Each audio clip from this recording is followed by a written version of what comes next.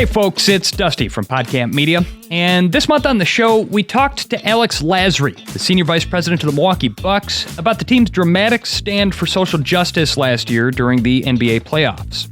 It's a really important story and a great case study for how organizations can and even should navigate some of these situations we face right now as a nation. I hope you'll go back and check that one out. But even with that somber topic, I couldn't help fanboying a little bit over this really incredible Milwaukee Bucks team. And so, of course, I had to pitch some basketball questions to Alex as well. He tells me why he thinks the City of Milwaukee has and I'm quoting here, quiet swagger that will surprise a lot of out-of-towners. And we covered the comm strategy that he's deploying in his run for a U.S. Senate seat. All of that is really good stuff, and none of it really fit with the theme of the last episode. So here, once again, is Alex Lasry, whose basketball team walked off the court in support of social justice. And no matter how much light we shined on it, I mean, boycotting a basketball game is a pretty big step to take. And boycotting a playoff game is an even bigger step. And that still couldn't get Republicans in the legislature to take this seriously. And so I think now the question is, great, we've done that. What can now we do? How can we bring real change and some results to ensure that this stuff doesn't happen? And if it does, there are consequences for when it does happen. Is that what lit a fire under you to get out and run for a U.S. Senate seat? Because I'll say this, I'm kind of a news junkie. I get the feeling that you are too. I watch what's happening in Washington right now, and particularly in the Congress, and I look at that and say, why would any sane, rational person want to go be a part of that? And here you are, you're running for U.S. Senate. Look, I've always seen, from when I worked on the Hill to the White House, working on the DNC convention, and just being involved in politics, my entire adult life, I've seen the good that government can do. When you have the right people in office, have the right people working in government, it can do a lot of good, and it can have a meaningful impact on people's lives, sometimes in ways that we can't see or aren't always on the news. And the reason I wanted to run and got in this was because I'm getting tired of, seeing people make promises and then not actually being elected and doing them. I think we need people who have a history of having gotten things done and have a real track record of success, and then being able to go to Washington to do that. And I think that's one of the frustrating things that I see is we see a lot of talk, but we're not seeing a lot of results. And I think that's something that I constantly see from politicians all the time. It's, when you've got good ones, they get results done. When you've got people who are more interested in Twitter and, being on Meet the Press or something like that, than actually doing the job. And I think sometimes we forget being a U.S. Senator, being in government is a real job where you have the opportunity to do real good. You also can do real bad.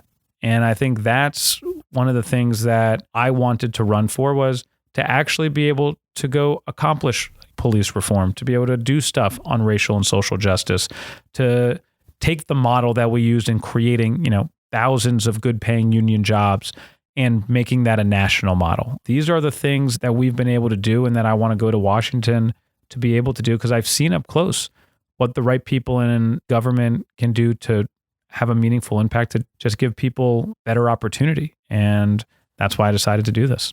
Well, let's put on the campaign hat then for a second here. From a political strategy perspective, as you're looking at the next year, what does the Alex Lasry campaign have to do to get people on your side and first win the Democratic primary and ultimately the election in November? Well, I think what we have to continue to do is get our message out there, because what we've seen is that when people hear our message of real accomplishment and having a real track record of trying to bring real change and real results, people come on board. And so I think for us, it's just making sure that we're continuing to travel and going to places that Democrats have at times neglected and Republicans have, a lot of times taken for granted, and showing up and talking to voters and letting them know, hey, here's the choice, right? You could have someone who for the last 10 years has really shown a true indifference to the job and not actually trying to bring resources back to Wisconsin. Or we can elect someone who's got a track record of having brought resources here and can go to Washington and do that again. Because one of the problems that we've had is, for 10 years, basically, now at probably 11, we've had one U.S. senator. And that puts us at a real structural disadvantage, because that means when we've got something like an infrastructure bill, great, I think we're getting about $6 billion coming back to Wisconsin. But if we had 2 U.S. senators fighting to bring those dollars here, does that maybe now become 12 billion, 15, 20? Wisconsin is classically a state that sends more money off to Washington than it gets back. That's just a fact. And if you look at that, that's because one of our senators doesn't want to bring any money back. And my view is I want to bring as much federal resources back to Wisconsin as possible. If we want to grow Wisconsin, and when you look at the census from the last 10 years, Wisconsin grew, I think, at 3%. The national average was 7%. So right now, our greatest export is our people, right? We're getting older as a state. How do we not just prevent our brain drain, but now bring more people to come here and invest here?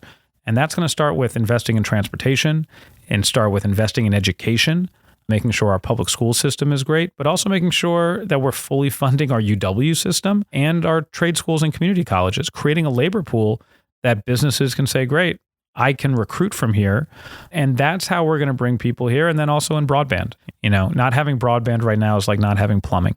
It's an essential piece of infrastructure to be able to live your life and to be able to educate your kid, to be able to start a business. These are all the things that, again, might not fit nicely on a bumper sticker or, aren't always the sexiest things, but it's the critical things to be able to move Wisconsin forward and to capitalize on this moment that we were talking about before that Wisconsin has. As you noted, you've been out traveling the state, talking to folks outside the Milwaukee and Madison bubble, certainly lovely cities, but certainly not the entire state either. You were up in Portage recently, my old stomping ground. I remember it fondly. What do you hear from the folks in Portage? What are the issues that are really resonating with regular Wisconsinites right now? A lot of what you hear right now is about getting kids back to school full time, and schools are opening, which is great, but making sure that we're able to continue that. Dealing with COVID is a big one. And then quite frankly, like infrastructure, we hear transportation is a huge issue. How do we connect the state?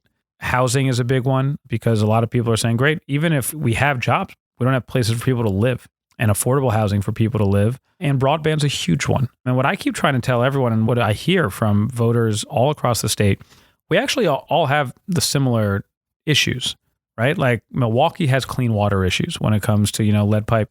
Wausau and rural Wisconsin also have clean water issues when it comes to things like CAFOs, when it comes to education, right? Racine's got some, could use more funding for public school education, and so could Eau Claire.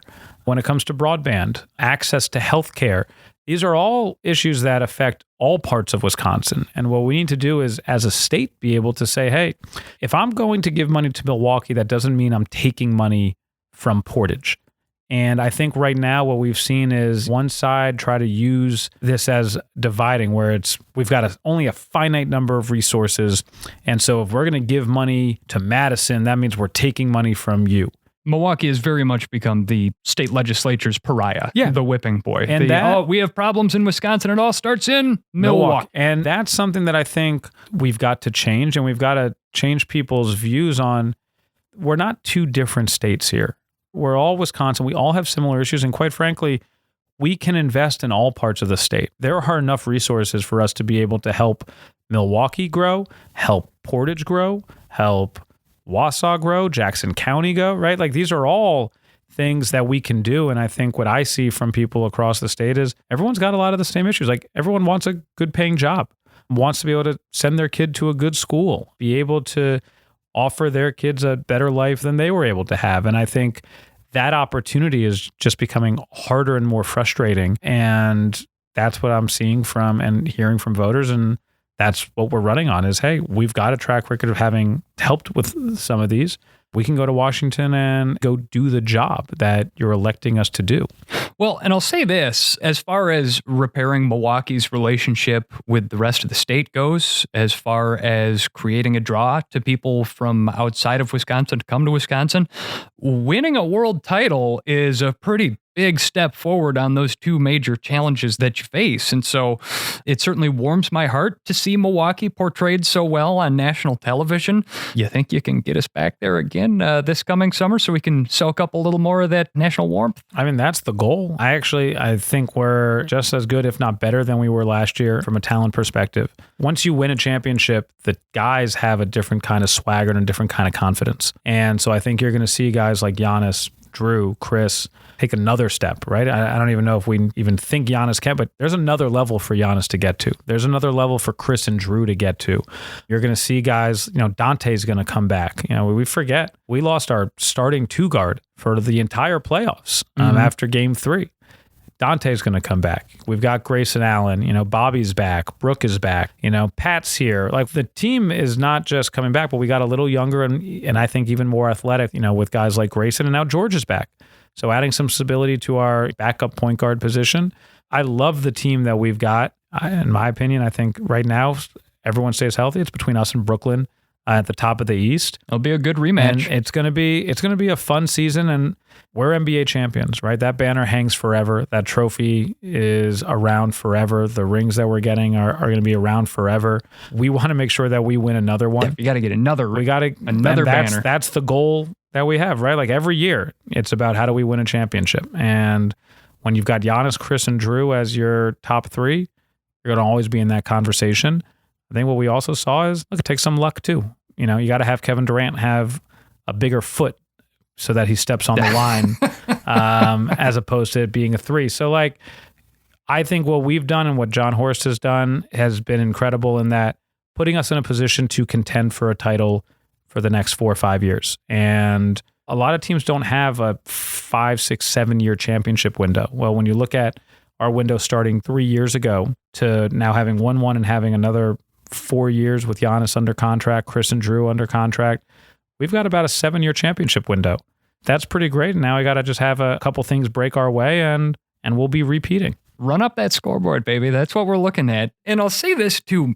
Maybe my favorite thing about this team is the character of the guys who make it up. And I don't think I can think of maybe LeBron in Miami as an example, but I can't think of another team where the players so well characterize the city itself. What is it about guys like Giannis Antetokounmpo, Chris Middleton, Bobby Portis that make them so iconic, not just as basketball players, but as Milwaukeeans?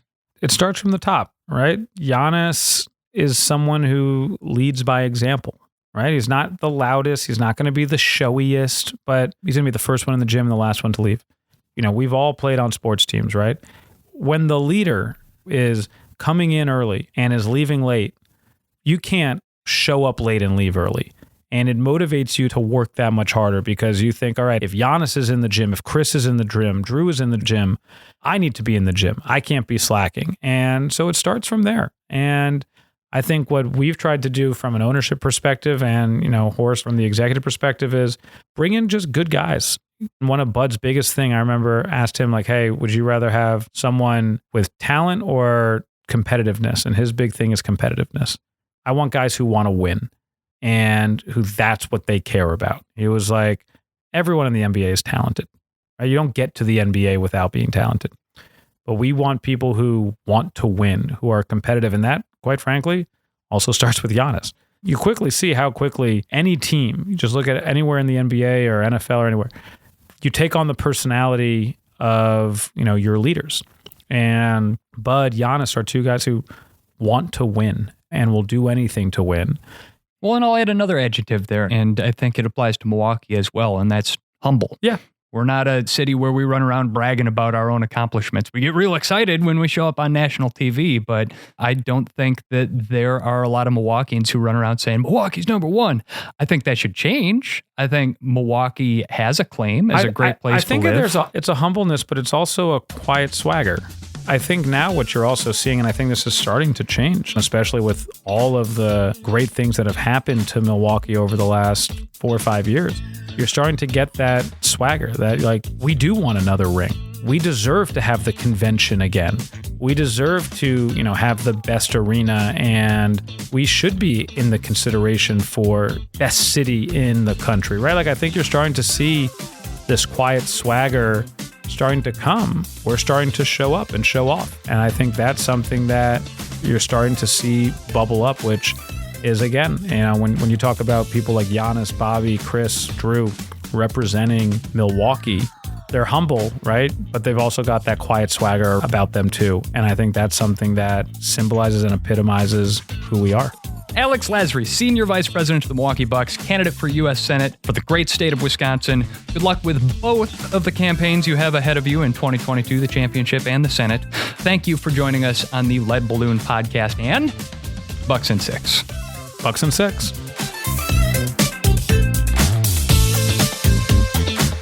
Thanks again to Alex Lasry for stopping by to visit with us in our brand new world headquarters in downtown Milwaukee. His interview was part of a bigger series that we're calling the Podcast Media Virtual Open House Series. It's our COVID-safe alternative to the proper grand opening fiesta that I am dying to throw and will eventually. Visit podcastmedia.com/news to sign up for our email newsletter and get an invite next spring when, hopefully, we're able to host a proper party. And stay tuned to Podcast Media on Facebook, Twitter, and LinkedIn for more of these virtual open house discussions. Thanks to Larry Kilgore III for helping with the dialogue added on this piece. And I'm Dusty Weiss. We'll talk to you again soon next season on Lead Balloon.